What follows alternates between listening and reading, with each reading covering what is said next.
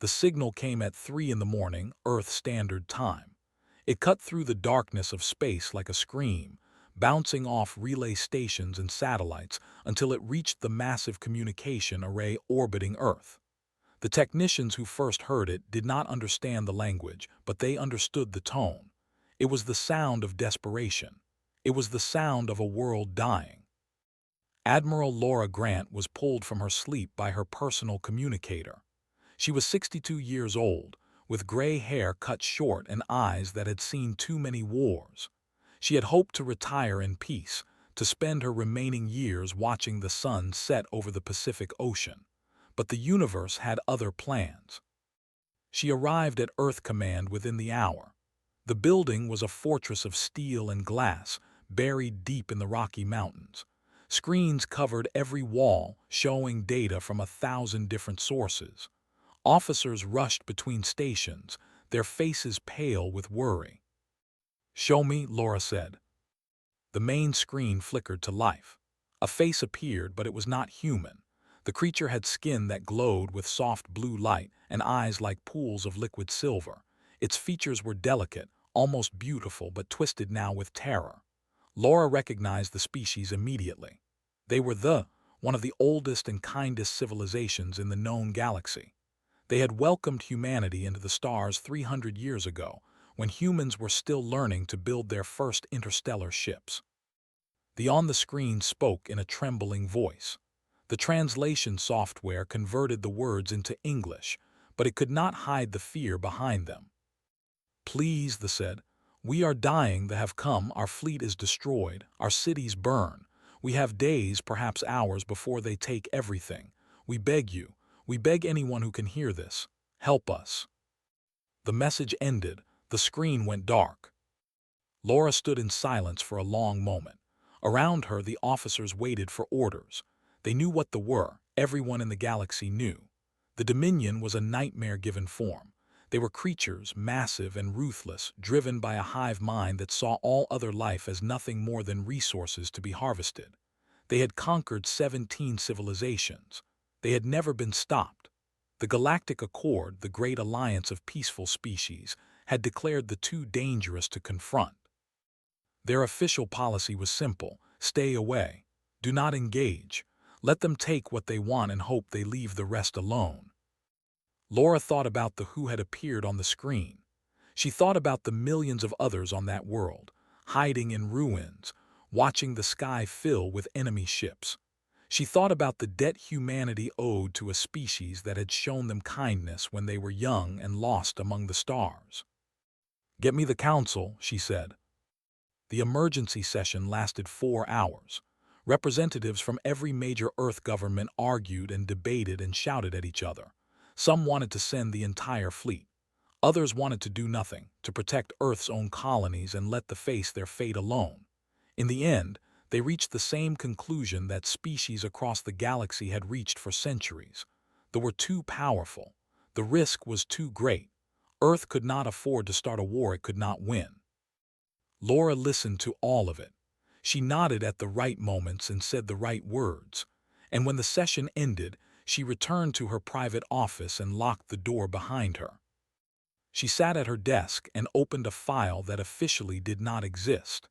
It was buried under layers of encryption and security protocols, hidden so deep that even the most senior members of the government did not know about it.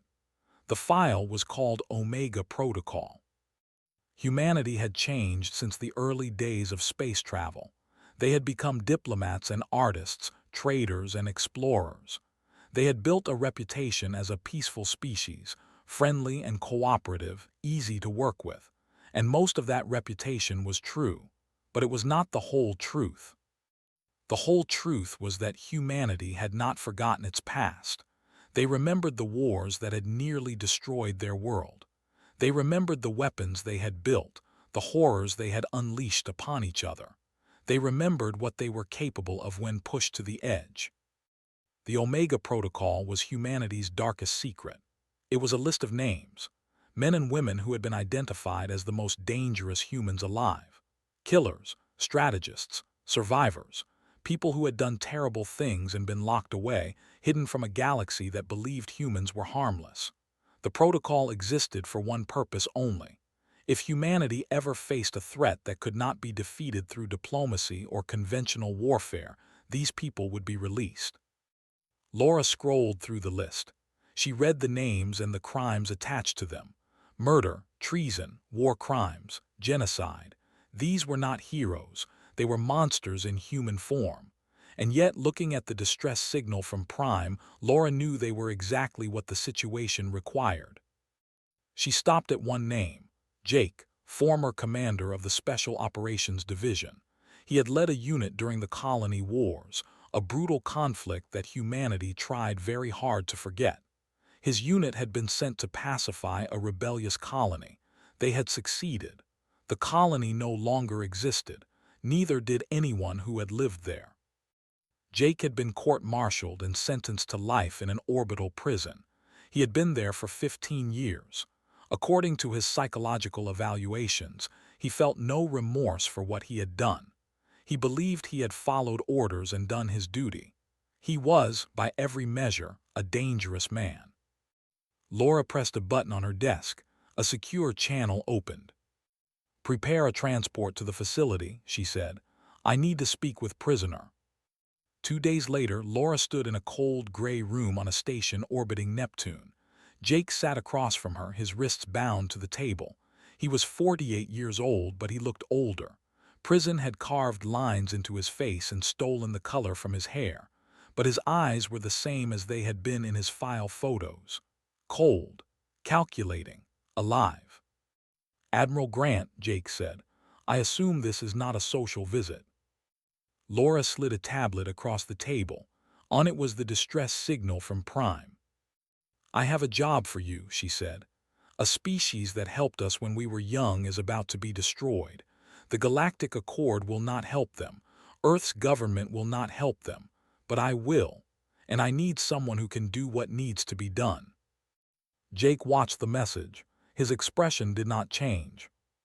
"And if I refuse?" he asked. "Then you go back to your cell and die there." Jake was silent for a long moment.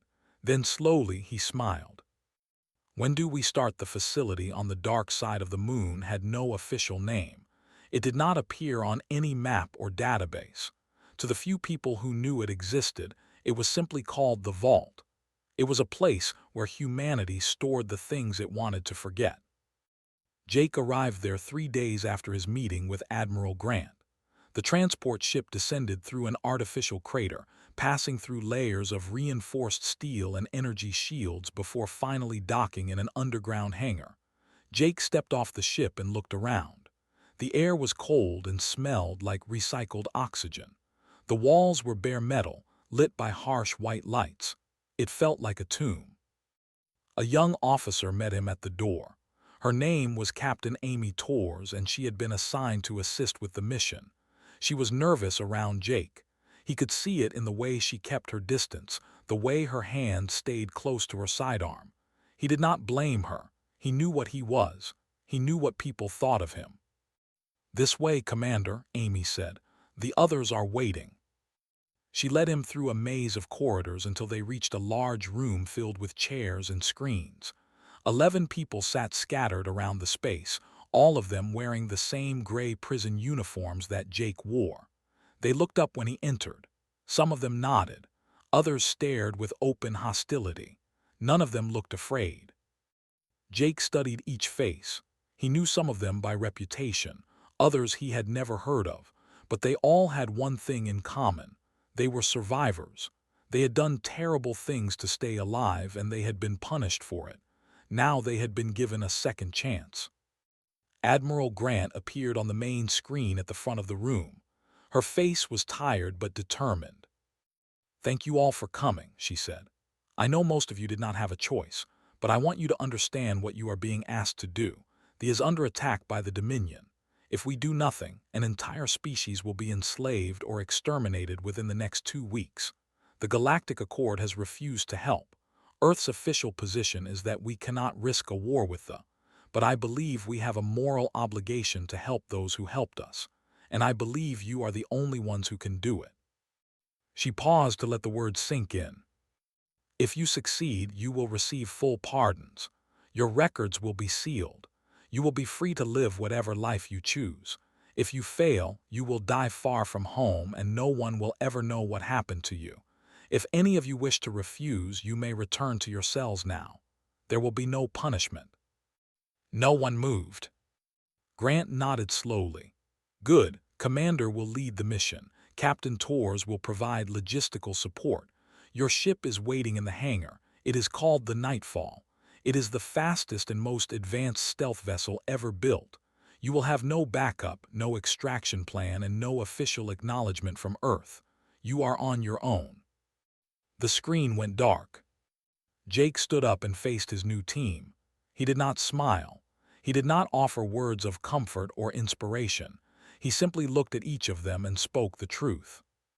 I am not going to pretend this is a noble mission, he said. We are not heroes. We are not soldiers fighting for a just cause. We are killers being sent to kill. The only difference is that this time we will be killing the right people. If you have a problem with that, speak now. Silence. Good, let me tell you who you are working with. He pointed to a woman with short red hair and sharp green eyes. Cross, former intelligence operative. She destabilized 3 planetary governments before she was caught. She knows more secrets than anyone in this room, and she knows how to use them. Smiled slightly but said nothing. Jake pointed to a tall man with burned scars covering half his face. Holt, combat engineer. He designed weapons that were so effective, Earth banned them and tried to pretend they never existed. He built them anyway. The scars are from testing his own creations. Grunted in acknowledgement. Jake pointed to a thin woman with glasses and an unsettling calm in her eyes. Dr. Lisa Vance. She has studied more alien species than anyone alive. She knows their biology, their psychology, their weaknesses. She knows exactly how to kill every species she has ever examined. Lisa adjusted her glasses and offered a polite nod.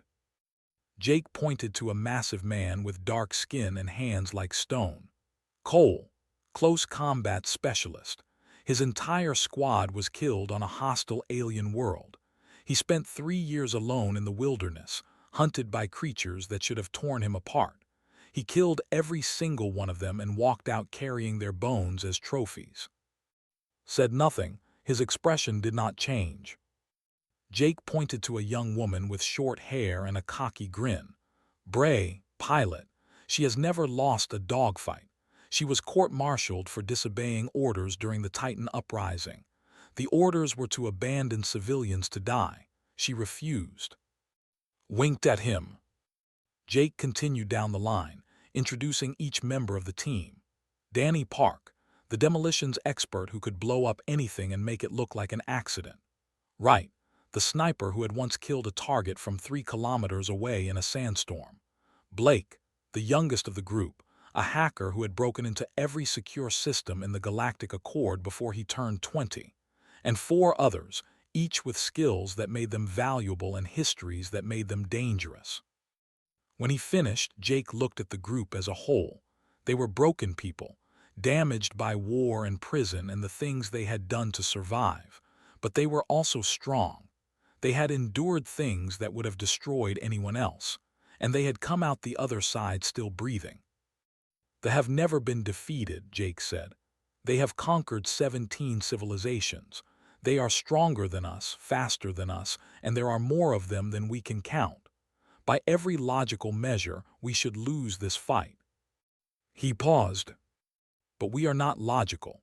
We are human, and humans have spent their entire history doing things that should have been impossible. We hunted animals 10 times our size. We survived ice ages and plagues and wars that burned half our planet. We crawled out of the mud and built cities and ships and weapons that could crack worlds in half. We are the most dangerous things to ever come out of Earth, and Earth is one of the most dangerous planets in the galaxy. He looked at each face in the room. They do not know what is coming for them. They think they understand war. They think they understand violence, but they have never faced humans before. Not really. not the kind of humans who remember what we used to be. He turned toward the door. Get your gear, we leave in 1 hour. As the team filed out, Cross walked beside Jake. She studied him with those sharp green eyes. You really think we can win this? She asked. Jake did not hesitate. No, he said, but I think we can make them bleed, and sometimes that is enough. Nightfall dropped out of hyperspace at the edge of the system, and the crew saw hell. The main screen showed a planet surrounded by fire. Prime had once been beautiful, a world of blue oceans and glowing forests and cities that sparkled like jewels in the night. Now it was burning. Massive ships hung in orbit, their hulls black and angular like the shells of dead insects. Smaller vessels swarmed between them, hunting refugee ships that tried desperately to escape. On the surface below, huge machines crawled across the land, tearing up everything in their path. Forests, cities, mountains. Nothing was spared. Bray sat at the pilot station, her hands steady on the controls despite the horror on the screen. She had seen war before. She had seen death and destruction on scales that would break most people. But this was different. This was not a battle. This was extermination. How many ships? Jake asked quietly. Cross studied the sensor data. Her face was pale, but her voice remained calm. 312 warships, she said, plus support vessels and ground forces. The orbital stations are destroyed. Defense forces are gone. There is no organized resistance. Holt let out a low whistle. 12 of us against 300 ships. Those are not great odds. We are not here to fight their fleet, Jake said. We are here to cut off the head. He pulled up a holographic display showing the formation. At the center of the armada floated a ship larger than all the others.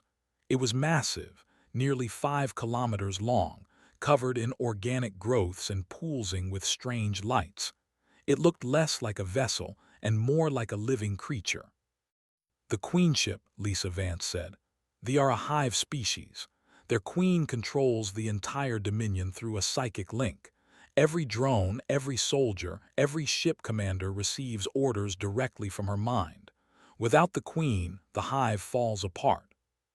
So we kill the queen, Cole said simply. Easier said than done, replied. That ship is protected by the entire fleet. We cannot fight our way through. We do not have to, Jake said. Can you get us in without being detected? Studied the formation for a moment. Her eyes moved rapidly, calculating trajectories and patterns. Then she smiled. It will be rough, she said, but yes, I can do it. Jake nodded. Then here is the plan. We hit them from every direction at once. We'll infiltrate their communication network and fill it with noise. Confusion, false signals, anything to make them hesitate. We'll deploy his toys and start destroying their support ships. Lisa will guide us to the queen ship's weak points. Danny and the others will come with me for the boarding action. He looked at each member of the team. We will only get one chance at this. Once they know we are here, they will throw everything they have at us. We need to move fast and hit hard. No hesitation, no mercy. The nightfall slid through the darkness like a ghost, flew with a skill that bordered on supernatural, weaving between debris fields and sensor sweeps with impossible precision. The stealth systems hummed softly, bending light and absorbing energy signatures until the ship was nearly invisible. As they approached, the armada went to work. Her fingers danced across keyboards as she broke through layer after layer of security. The aliens had never faced human hackers before. Their encryption was designed to stop other hive minds, not individual geniuses who thought in ways they could not comprehend. Within minutes, she was inside their network. Beginning psychological operations, she said. The communication channels erupted in chaos, flooded them with sounds designed to trigger fear responses. Distorted screams and predatory growls pulled from the most terrifying creatures in human history. She broadcast images of death and destruction, memories of the colony wars manipulated to show what humans could do when pushed to violence. She sent false orders and contradictory signals, making the hive mind stumble and question itself. For the first time in their history, the experienced doubt. Holt launched his weapons. Canisters shot from the nightfall, spreading across the fleet before detonating. Swarms poured out, microscopic machines that ate through metal and electronics with terrible efficiency.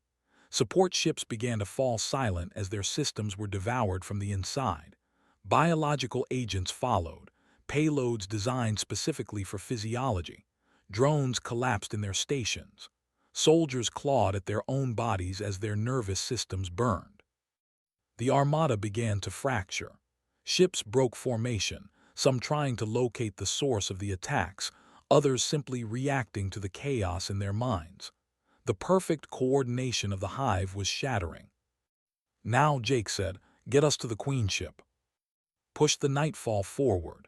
An interceptor appeared in their path, but she rolled underneath it before the pilot could react. Another ship tried to block them, and she threaded between its weapons with centimeters to spare. Alarms blared. Energy beams sliced through the space around them, but did not slow down. They reached the Queen ship and found a docking port near the rear. The Nightfall latched on, and the boarding team assembled at the airlock. Jake checked his weapon, a heavy rifle designed for close combat. Beside him, Cole cracked his knuckles. Danny Park carried a bag full of explosives. Wright held her sniper rifle close. Blake had a small computer strapped to his arm, ready to hack any system they encountered. "Remember," Jake said, "they are stronger and faster than us. They have armor that can stop most weapons. They have claws that can tear through steel. They outnumber us by thousands to one." He smiled grimly. "But they have never fought humans before. They do not know what we are. They think we are soft, weak prey." He looked at his team. "Show them how wrong they are." The airlock opened, and they charged into darkness. The Queen ship was a nightmare made real.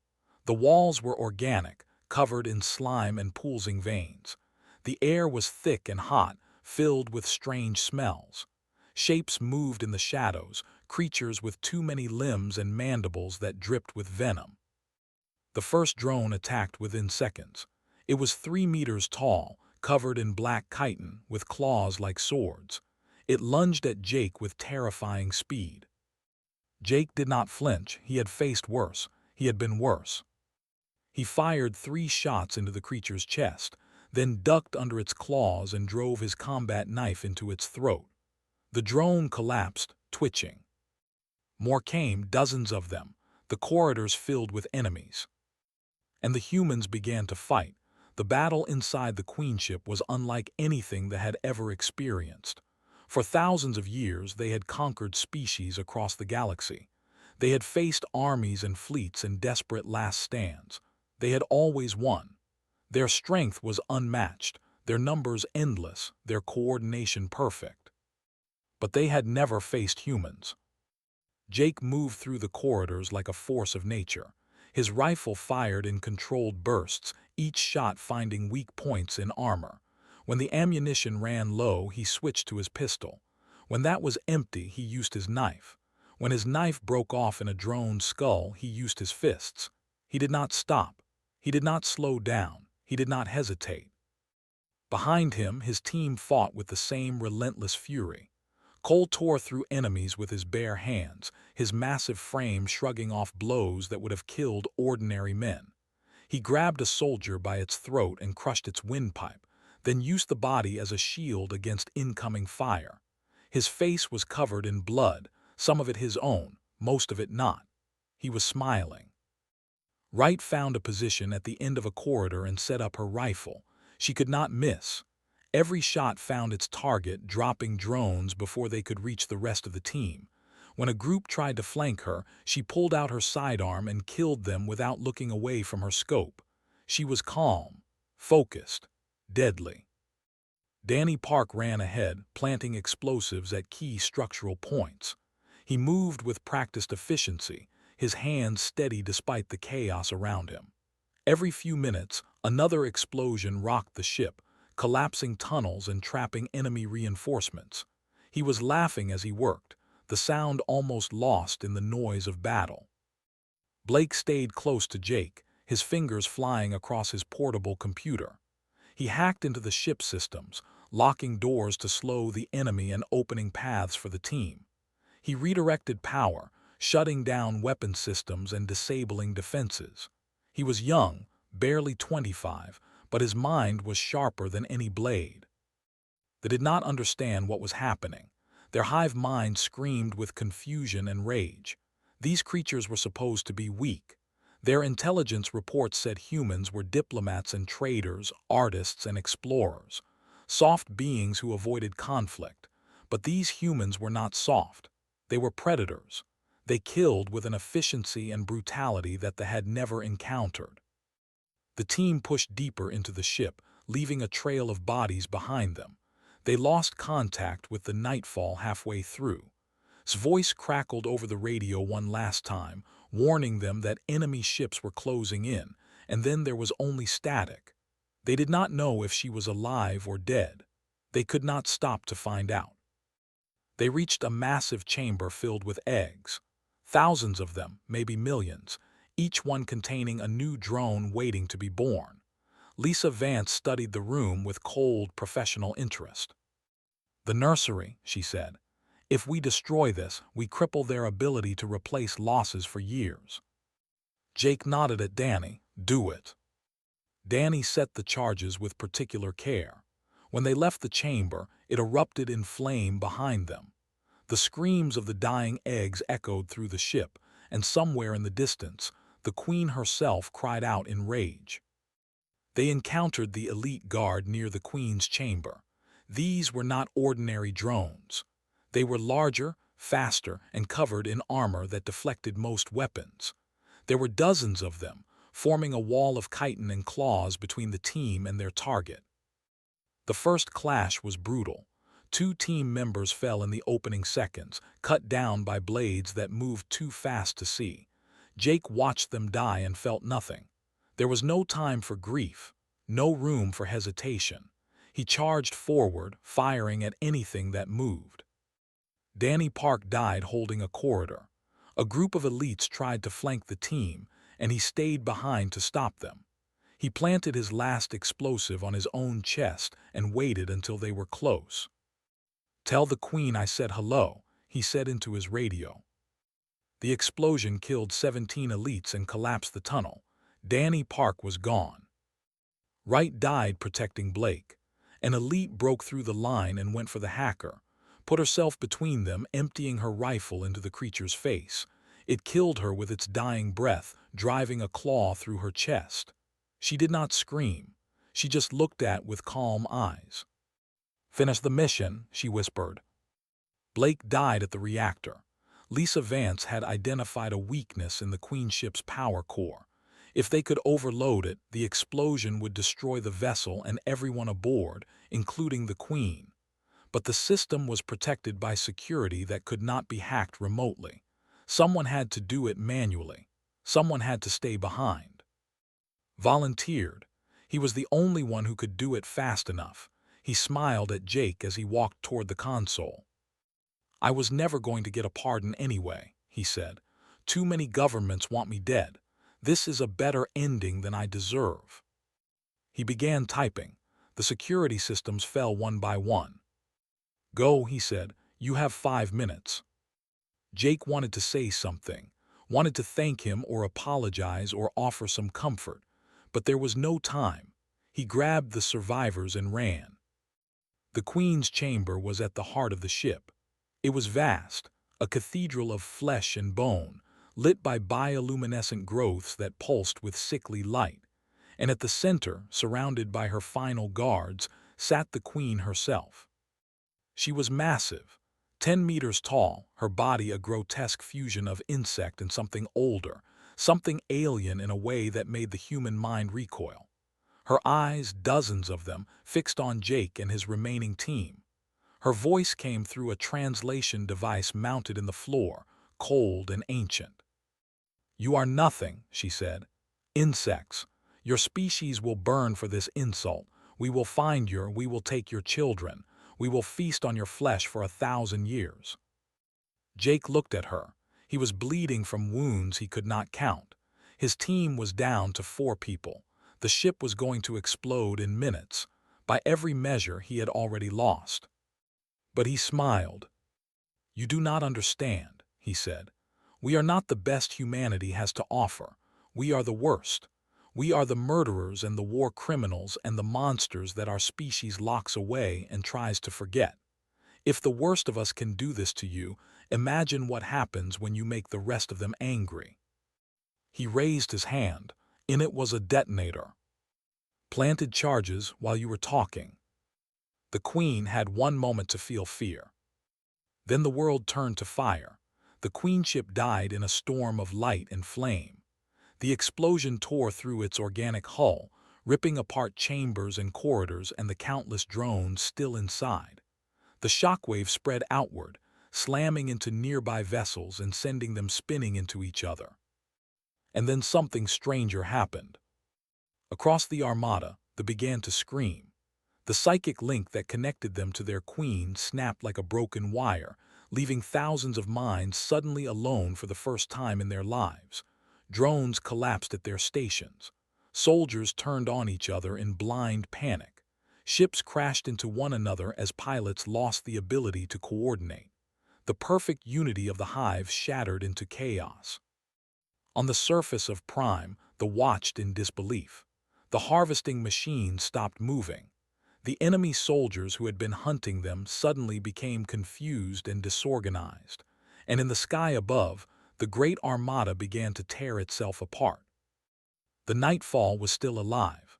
Bray had performed a miracle, keeping the ship flying through waves of enemy fire while her crew fought inside the Queenship. When the explosion happened, she was already moving, racing toward the debris field to find any survivors. She found 4. Jake floated in the vacuum, his suit breached and his oxygen running low. Beside him was Cole, unconscious but breathing. Lisa Vance had managed to seal herself in an escape pod moments before the blast, and Cross had somehow made it back to a secondary airlock before the ship came apart. Of the 12 who had entered the Queenship, only these 4 remained. Brought them aboard and set a course for the edge of the system. Behind them, the Armada continued to destroy itself. Ships fled in random directions, their crews driven mad by the loss of their queen. Those that remained fought each other, old rivalries and suppressed instincts suddenly unleashed without the hive mind to control them. The Resistance, which had been hiding in ruins and caves across the planet, began to emerge. They watched the sky clear of enemy ships and could not believe what they were seeing. Some fell to their knees and wept. Others raised their voices in songs of gratitude that echoed across the devastated landscape. They did not know who had saved them, not yet, but they would learn. The journey back to Earth took 3 weeks. The Nightfall's hyperspace drive was damaged, forcing them to make frequent stops for repairs. Jake spent most of the trip in the medical bay, recovering from wounds that should have killed him. Sat beside his bed, silent and watchful. Lisa worked on her reports, documenting everything they had learned about the. Stared out the windows at the stars, thinking thoughts she shared with no one. Flew the ship. She did not sleep much. Every time she closed her eyes, she saw the faces of those who had not made it. Danny with his explosives and his wild laugh, with her steady hands and calm eyes, with his young face and old soul. The others whose names would never be spoken in public, whose sacrifices would never be acknowledged by the governments that had condemned them. She flew the ship and tried not to think about how much it hurt. They arrived at Earth to find Admiral Laura Grant waiting for them. She stood in the hangar as the Nightfall landed, her face unreadable. When the survivors walked down the ramp, she saluted them. "You did it," she said. "They are sending transmissions across the galaxy. The Dominion is in chaos. Their remaining forces are retreating to their home systems. You saved an entire civilization." Jake looked at her with tired eyes. "We lost 8 people." "I know," Laura said softly. "Their names will be remembered. Not publicly, not officially, but I will remember them. And so will you." She handed each of them a small data chip. "Your pardons, your records have been sealed. As far as the rest of the galaxy is concerned, you are ordinary citizens with unremarkable histories. You are free." Free, the word felt strange to Jake. He had not been free in 15 years. He had forgotten what it meant. But there was one more thing to do. The Galactic Accord demanded an explanation. Representatives from dozens of species gathered in a great chamber on the diplomatic station orbiting Earth. They wanted to know how a single ship had destroyed an armada. They wanted to know what weapons humanity possessed. They wanted to know if they should be afraid. Admiral Grant addressed them herself. She stood at a podium before the assembled aliens, her voice calm and steady. "Humanity chose peace," she said. 300 years ago, when we first ventured into the stars, we made a decision. We would put away the weapons we had built. We would bury the instincts that made us dangerous. We would become a species known for art and diplomacy and cooperation. And we succeeded. Most of you know us as friendly and harmless."